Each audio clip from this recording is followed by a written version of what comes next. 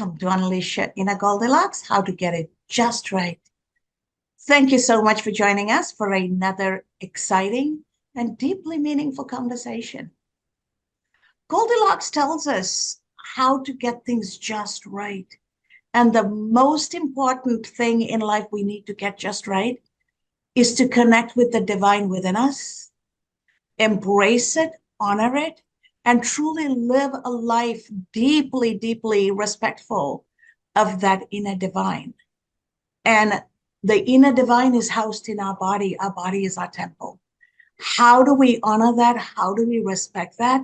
Regardless of the culture we're raised in, regardless of the environment and the circumstances we're placed in, that is the conversation for the day today.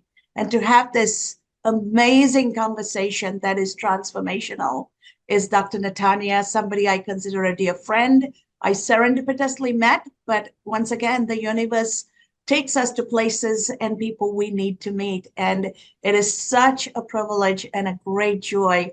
Welcome, Dr. Natanya, to Unleash Your Inner Goldilocks.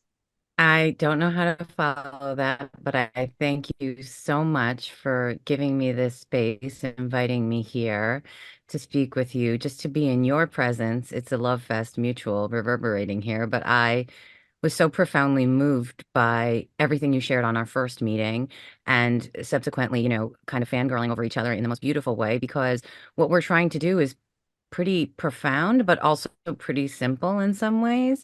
And being able to recognize what you're doing, what I'm doing, what others like us can do, and how together, coming from different maybe worldviews, perspectives, cultures, ethnicities, religions, those kinds of things, together with a universal message that is pretty small but powerful and beautiful. I'm just so happy to get a chance to amplify that with you. So thank you so much for this Thank opportunity. you. Absolutely a pleasure. So, as we get started, you and I connected because of our inherent desire to transcend everything around us, to truly connect our divine, our soul, our body, and the way we are being, so that the way we live becomes healing. And through that living, we transcend everything and we borrow and take goodness from different cultures to take different perspectives and build something that is whole. Give us a little bit of insight into what got you there and how you got to this place of where you find yourself today of healing and helping other people transform to heal.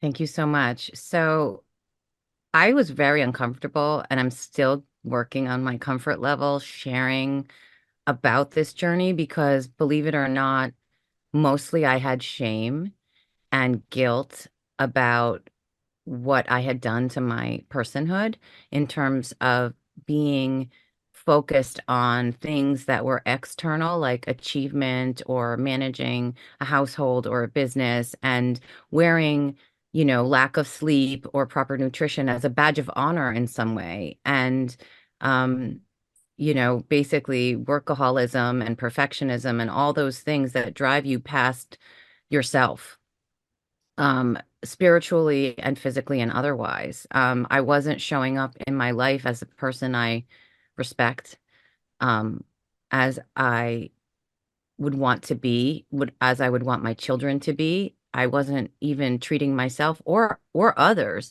in the way that I had, but I was very physically ill and not recognizing, even though I have psychology training, not recognizing that so much of that basic behaviors throughout the day, whether it be how much water you drink, how much rest, giving yourself a break, giving yourself permission to fail, eating nutritious food that fuels and energizes and invigorates your cells rather than whatever is there, or compulsively doing that, with things to soothe while you're pushing through mountains.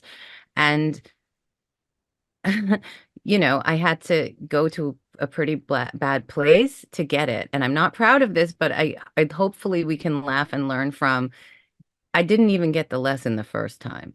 So I had to break down several times to the verge of fatal end results, as well as a clinical death, as well as being bedridden and paralysis and relearning to walk and obesity and all these things exacerbating one after the other and getting to a place of really darkness within myself at the same time, pretending everything was okay. And what that means is I was completely disconnected from reality about who I was and how I was moving through this world, what I was doing to myself, and what I was modeling to my children. So yeah, basically on like the third time, like the three bears analogy for Goldilocks is perfect. It finally hit me. Um, and I was, quite ill, preparing for the worst. And I don't want to be too dramatic, but something within me shifted um, from basically planning for my death. And it was really difficult. I lost my first husband. I lost my mom. We had a lot of immediate family deaths in a row. And something happened. I don't know whether, depending on, and I hope this doesn't offend anyone, whether you call it the divine, whether you call it the universal consciousness, whether you call it love, whether you call it Buddha or Jesus or Moses or whatever, Allah, it was something told me, you have a choice. Do you want to live? Do you want to be here? Start today. And something, almost like a switch flipped. And I thought, you know what? If I have 5 minutes or 5 days or 5 years, I'm going to just make it the best I can and try and take better care of myself and see and just be present and joyful and grateful for every breath that I have. And I also did go to some masters of the universe in terms of their teaching and wisdom that was available to me, but I wasn't ready to receive it. Mhm. It was amazing bookshelf of all from all walks of life all over the world, including Deepak Chopra, including Joe Dispenza with You Are the Placebo, a lot on in functional mushroom space from Paul Stamets. And so like I had these teachers ready to teach me. Friends had suggested, and I wasn't ready to receive it. But once that moment happened, I was able to slowly redirect my perspective on what was important. And it actually became simpler to live. Decided to take an interest in food in a way that I hadn't before because I wanted to put good things into my body. I wanted to show my children that that was a good way to be. And I would do that with them, but I would also be a hypocrite, I'll be honest, especially with the younger ones. They would go to bed and then I would like be like, okay, they're sleeping. I want to have some French fries or whatever it was, and it was really, I'm not saying I never do anything like that or I never eat things that aren't healthy. I know, really staunch advocates of pure, gut health, which I'm very passionate about and cannot talk enough about how it changed me in terms of how I understood about gut brain.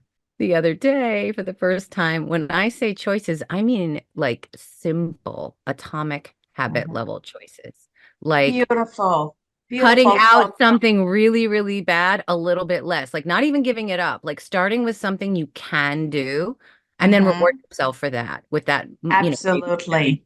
Absolutely. So I'm glad you went to food, right? So two things resonate for me. How do you make that mindset shift? And also food. You and I come from two different traditions. I come from the Ayurvedic tradition. So meditation and yoga and neutralizing our meals are not what we do, it's how we live, right? So it's not that rice is bad. How do you cook the rice? People say you need to have turmeric in your body, but turmeric alone cannot be absorbed in the body. You need to blend the turmeric with black pepper and fenugreek. Most Westerners don't even know what fenugreek is, and it has to be in the right proportion for the body to absorb at a cellular level for it to have the positive effect. Yes, So, coming from a world where nothing is bad, you just need to have the right proportion and the right blend to neutralize. When we ate shellfish, we neutralized the cholesterol with ginger, garlic, onion, turmeric, and moringa leaves, right? yes, We never eat shellfish without the moringa because moringa is a direct proponent of neutralizing cholesterol. We make moringa soup. We bathe in moringa leaf just so that the external uh, yes. body functions are also impacted by it. So it's internal and external. So as we talk about finding that balance and finding different ways, not just sticking to what our culture says. Like, I still believe in surgery, right? You get the Western treatment for what the Western treatment is, but then rely on the Eastern traditions for a lifestyle. And the blending of the two is a sweet spot for our human life. And you live it that way. Yeah. How do you help people see that and help them take the transformation for their own internal peace and goodness? I mean, that's a big question. And so to honor the depth and breadth of how difficult it is to change behaviors, especially for people older than age 36, when the neurologically, right, we're sort of kind of fixed, if you will. It doesn't mean we can't change, but we are sort of wired in a certain way of being. We have a narrative that we tell ourselves. This is who I am. I'm an introvert. I am obese. I am unhappy. I am this, right? Those become that's who we are. So I want to be careful when I answer. It's not simple and easy, and that's okay. The dramatic change will come because of a dramatic change. So you have to get there maybe over time. And just for me, the best way to start is to start with someone taking a moment to first honestly believe that it is possible. If you believe that it is possible, that's the first step. It is believe that it's possible and you deserve the life that you desire. That's the second step. Then you can get into, so what do I do? Right. So I feel like, it's kind of sounds like a Hallmark card, but what's important to me is that if my words come through genuine, that I believe that. And when I look at someone and they feel that I mean that, they sometimes can find that within themselves for whatever reason they couldn't. And I speak from a place of darkness that I came through to understand there's no judgment here, there's no shame. And the fact that we're finally waking up in the West to wisdom of the ancients, from whether it's even Western in terms of Native American peoples here in the North America, or obviously cultures from around the world who have honored their relationship with this physical body and this greater consciousness and food and how we metabolize it. It's science. I mean, it's alchemy and science together. It's that. And that, maybe because my father's a chemical engineer and I'm married to a chemical engineer, understanding and learning about, and there's a lot of shows, popular shows about chemistry and cooking and food and absorption of vitamins, understanding that it's not as simple as like pop these vitamin B pills or something, that it's the more you can get from your food and in the right way that your body can benefit. There's an information piece and then there's an emotional piece. And I think when those two pieces work together, there are so many resources. Like, you don't have to take my way or your way, right? We're talking about an openness to the possibility, an openness to a global worldview of the learnings and best practices from cultures all over the world. And I'm like, isn't that the best way? Like, think of a potluck event, a potluck where everyone brings a meal to something. And I know some of my favorites are with my neighbors who are all from very different cultures, and we all bring the food of our culture. And it's amazing. And I love how the children all eat food from all over the world because that's normal to them. And that's how we should eat, and eating with the seasons and what's in season in your area, and kind of stripping back down to those basics of our maybe ancestral wisdom around how we connect. And I notice other small changes when you start making deliberate choices of this. Other things start to be more deliberate. It becomes a positive choice that you want to do, and you start to notice it in your body over time. And yeah, I just think it's really something as simple as a genuine belief. Because the other thing I hear a lot, especially when people focus on, I'll just say, some of the external bits in terms of weight. Um, and this is man or woman, Caucasian, whatever ethnicity you are, it's something that comes up a lot. People focus on the look of what change and healthy is. Um, and I talk about, I didn't go on a scale. I just, it wasn't about that. And when you go away from the calories and the fats and the, you stick with like looking at, is it processed and does it have other junk in it? Where we know now that, processed food gives you cancer, just like plutonium. Like, it's not my opinion. This is what research tells us. So why are we eating it? Like, your body doesn't know what to do with it. It's not food. And that doesn't mean you can't have delicious things to eat and enjoy and be full and satisfied. But it is so profound, it's very hard to articulate for someone unless they've begun to experience it. So, we start small. Absolutely. And I love the fact that you mentioned the natural food don't taste bad, but somehow we've been marketed to that only chemically processed food is good. And it's so funny you use the term plutonium. My father-in-law, who's a Pennsylvania Dutch preacher, he always says, Kasturi, I love you, but I don't eat your food because you eat plutonium. Because he thinks the natural herbs and everything I eat is plutonium, but he will take all of it in a tablet. And he will try to encourage me. He used to try to encourage me to take the tablets instead of eating the real thing. And we would spar, right? I would always joke, Dad, take the real garlic instead of a garlic pill.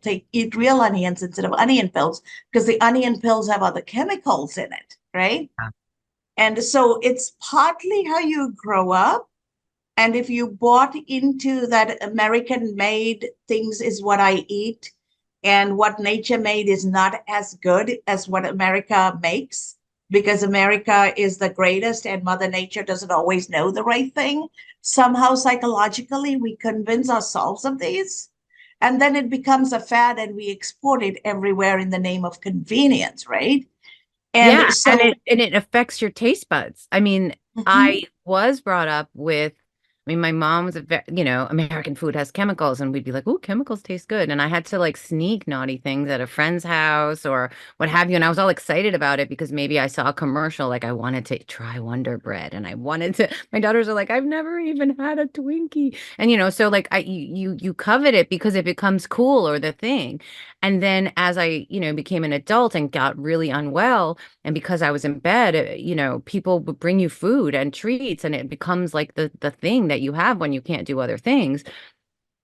And my taste changed. And what was so dramatic and really hard to convey fully until someone can experience it is that I didn't realize how much my desire for certain foods and my taste was affected by those chemicals. And when I slowly weaned myself off of that. And I literally just picked like one thing a week to swap out, just one, because it was doable. It wasn't like change your whole diet overnight. I never could do that. That wasn't sustainable for me. My desire for those things isn't now, I can't have that. I don't want it. And I yeah. wouldn't believe Mhm. that would happen to me, except it happened to me. So now I want to I tell am people it can. so I'm so happy you made the change because you look absolutely divine. That's the first thing I told you when we started this show, right? You look absolutely divine. Your energy, your presence, the way you speak, the way you come across, all of that is so grounded in who you are and what you represent. And that's what a healthy living does. And I have watched my husband growing up Pennsylvania Dutch from our marriage days, 27 years of marriage. I shop in the periphery of a grocery store. He shops in the aisle. And the joke in the family is I eat what Mother Nature made and he eats what man made. And he always says American philosophy is better living through chemistry. But when he got cancer and I moved him to the Caribbean and started home growing everything, he's always had a Sri Lankan diet. When we got married, I changed his diet because I couldn't eat his food. Right. So my body was viscerally reacting. I physically couldn't handle the processed food. So we had to change for my own well being. But that had been a good thing. And we detected his cancer in stage 1, which colon cancer rarely gets detected in stage 1. So we Yes. did the surgery, removed the cancer part. And he was lucky. He was born with an extra foot of colon. So I tease him. He came with his own spare parts too, right? Spare parts. That's exactly what I was thinking. That's right. And so we moved, completely got his American processed food out of his system. And in 2 years, I brought him into remission. And even things like the Sri Lankan culture is we eat a gluten-free and dairy-free diet because we eat protein flours, whether it's chickpea flour, finger millet flour, rice flour, everything is non-gluten, and we don't use a lot of milk. We use coconut milk Right. because we're on an island. So the diet itself, within 2 years, he went into remission. For 5 years now, he has been in remission. And to me, that by itself is the power of what nature has given us. Nature has given us what we need. In the name of profit, we've somehow made ourselves into the product. I believe we're no longer consumers because between the food industry, the pharmaceutical industry, and the healthcare industry, we are the product. And Yeah. we are a work in progress that the food industry and the entertainment industry converts us from a person, a consumer, to a product. And then we go down the life cycle chain of all of these industries. And Yeah. we don't have regulations in this country. And what Monsanto would sell in the United States, they cannot sell internationally. That's why they Correct. have divisions. Yes.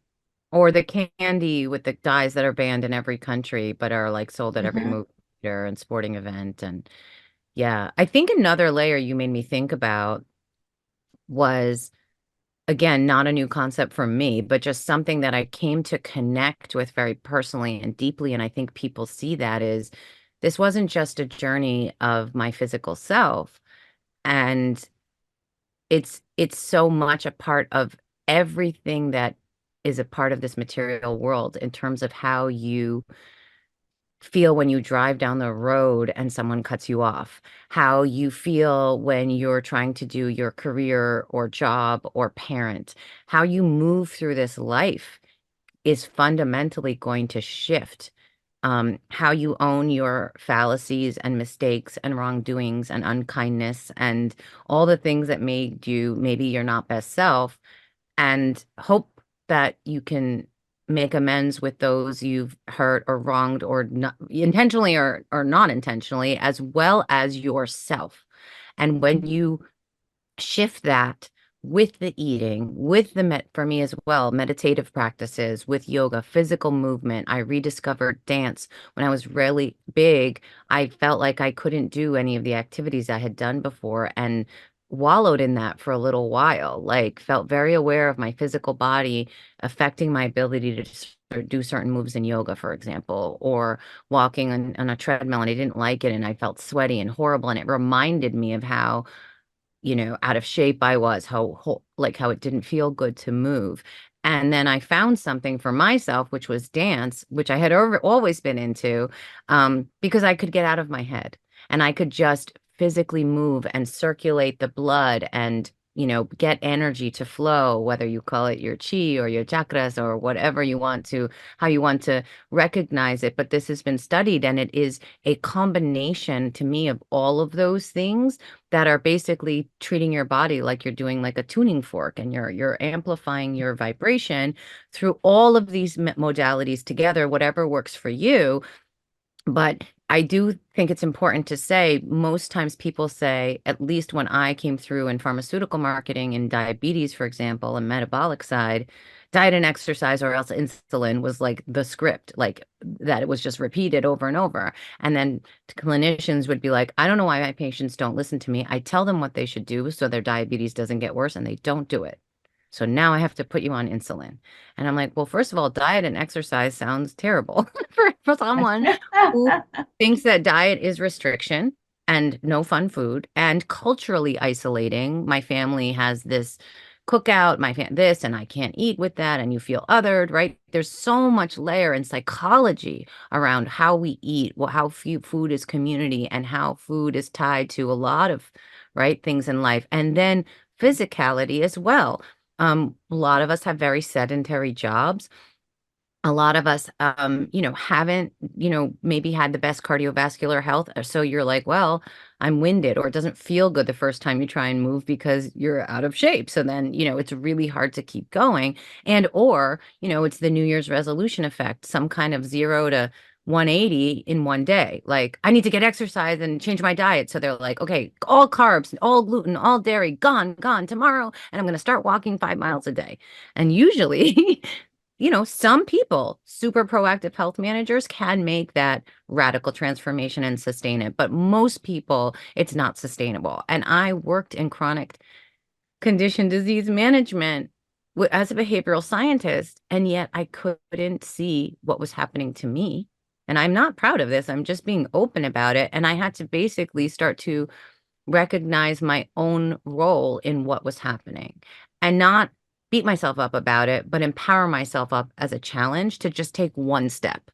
And for Mhm. me, it is the intersection of some kind of physical movement and release. So that energy stored, stress, cortisol, parasympathetic nervous system shifting, right? All the things that help us function, digest food properly, especially the good food, but even the not so good food, all those things work together. And you get really proud of really small things, right? Like, Yeah. Hmm. and and then if you see that you can make someone else believe it's possible for them, well, that's like it's almost like a reverberating high that I get from inspiring random strangers. I can tell you a little, I don't even know why I would tell this, but I'll just tell this. Um, because it's real and I still kind of am shocked that it's happening and it's making me be more brave about my own struggles and what I feel are fallacies. Was at an event. It was a Valentine's ball a weekend or two ago. And it was, we were dressed up and dancing, and I was dancing a lot because I like to. And a stranger passed when we were sitting down to eat, passed by and put her hand on my shoulder when she walked by. And she was a larger woman, like quite large. And she put her hand on my shoulder and she said, "Hi, dear." And she was a little bit older than me. "I just want to tell you, I love watching you dance. You're beautiful." And I put my hand on her hand and I looked at her and I said, "Thank you. You're beautiful too." And she like looked down. And then I squeezed her hand. I said, "No, I mean it. I was 298 pounds. If I can love her, I mean it when I say to you, you're beautiful, and I hope you see yourself that way, wherever you are." And she just was like, wow. And then she was like, "Thanks." And then she came by again and she was like, "Can I ask, like, what did you do? Just like diet crazy?" And I said, "Not at all." And she was just like, "What?" I said, Hmm. "First of all, it took me 2.5 years to go through these changes, and I'm not done yet, and I'm still working on this, and I'm still working on certain behaviors and patterns, and I'm working on, I'm not done yet, right? It's not one thing." Yeah. It's a She wanted to journey. talk about it. She wanted to talk. This is a stranger in an event, right? And it was unusual. And she was like, I could feel her energy. She was like, "Thank you for telling me. You've inspired me." And then so we talked, and this is happening like in bathrooms, in bus stops, like random places where it's almost like I get a sense that the person is open and they come up to, I don't know why they come up to me.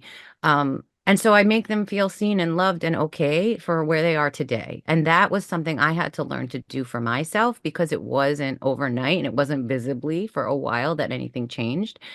And then I realized I can't hide this story like a dark secret of a dark chapter because it was a short time in my life and I literally hid from the world. Um, Now I feel like I'm back to myself in some ways, but people who just meet me now don't know that. And then they assume everything is easy or you can eat whatever you want. Or I'm like, no, you don't understand. This is a lifestyle. This is a mindset. This is a way of moving and being through this world. This isn't anything other than that. And Hmm. it is a visceral cellular optimization that whether you're in a wheelchair or whether, whoever you are, I believe it can help. And that's all I can say about it. I'm not the expert. I'm not a medical doctor. I want to be very clear. I'm just sharing what worked for me.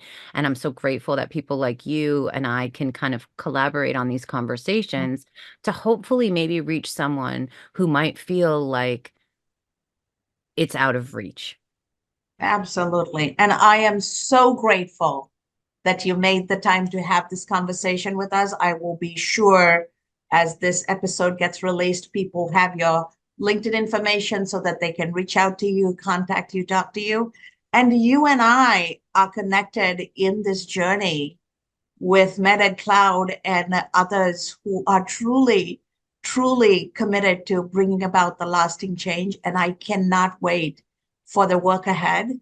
And I cannot wait for the goodness that we are going to create for ourselves and take others on a shared journey. So thank you so much. Thank you so much, Dr. Natanya. And for our audience out there, take a moment and look at yourself in the mirror. Your divine is inside of you. Your soul is part of your maker, whatever you consider that maker to be, whether Yes. it's science, religion, uh, traditions and beliefs of your customs, it doesn't matter. There's a divine inside of you. That's your soul. And that soul is housed in your body. That makes your body a temple.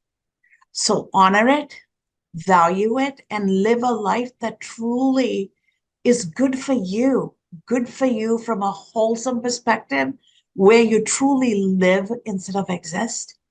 And if ever you need to talk, you know who to get a hold of. And the community is here to help you. And we are each taking our own journey, because this is not a one and done. It is a lifetime of a continuing journey. And together we can make sure we get each other there.